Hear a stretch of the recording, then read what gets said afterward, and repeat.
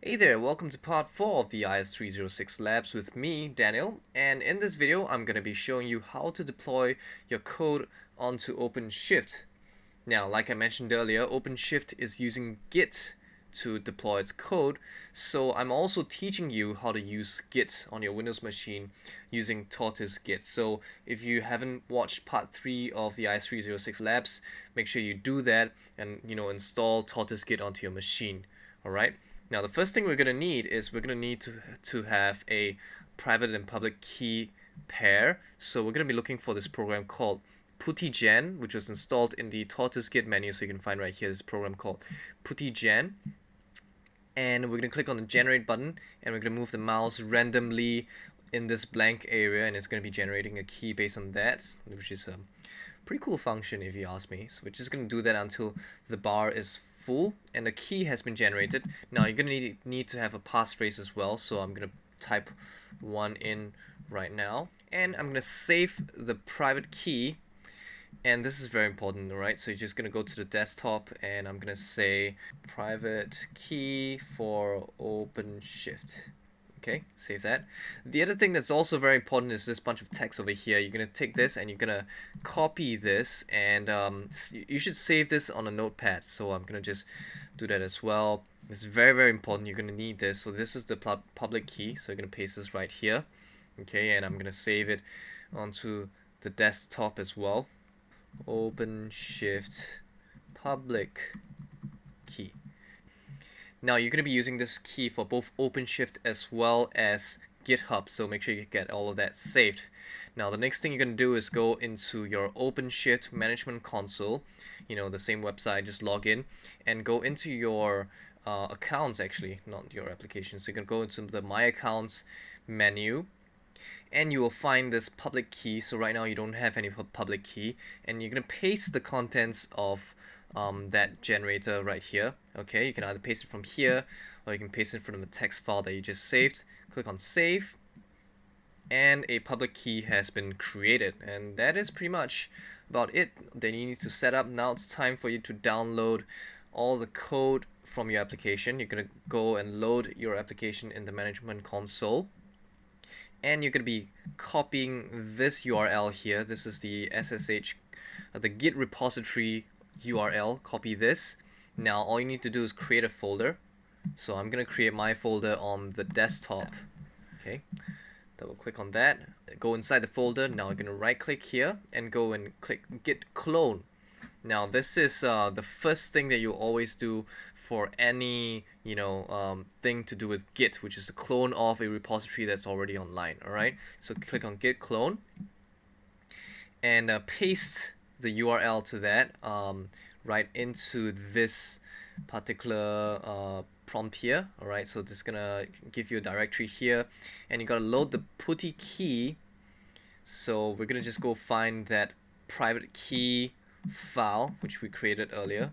Click on open and click on OK. Now it's gonna ask for your passphrase, which I'm gonna type in, and that's it. Right now you're cloning all of the codes, which is gonna take a little bit of time. You will see this prompt asking you something about cache. Just click yes. And that's it. Once you see the success word, just click on close, and you have got your files right here. So you can go inside, and this is your files for OpenShift, the PHP cartridge. So all of your code is going to be in the PHP folder. Whatever you put inside here is going to be appearing onto the website itself. So in this case, the website RURL for me is rhcloud.rhcloud.com. By the way, RH Cloud stands for Red Hat Cloud, in case you were wondering.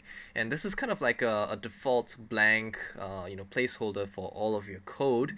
So, you can go here, and this file is actually inside the index.php. So I'm going to modify this file right now, and I will be going into the title text to make some changes. So welcome to OpenShift IS306, and I'm going to click save. Notice that the rest of the files have a green tick, so this one has a red exclamation mark to show that it has been modified and has not yet been committed. By the way, if you don't see these little green icons next to the files in your Git repository, don't worry, it probably just means that you haven't restarted your machine since you installed Tortoise Git. Once you restarted your machines, these icons should appear. Alright, so just like SVN, you gotta commit the code. So I'm gonna right click it and gonna choose Git commit to master. Alright, and it's gonna tell you that a username and an email must be set before commit. Do you want to set these now? Say yes. And you're gonna put in an email address. So I'm gonna put my name as well as my email address inside here. And click on OK and type a commit message. So I'm gonna say modified the header text and click on OK. And now this file has been committed. Remember, you're only committing it to the local repository inside your machine. It has not been pushed online yet. So if I go into this website itself, you'll see that there has been no changes at all because all the changes are still local.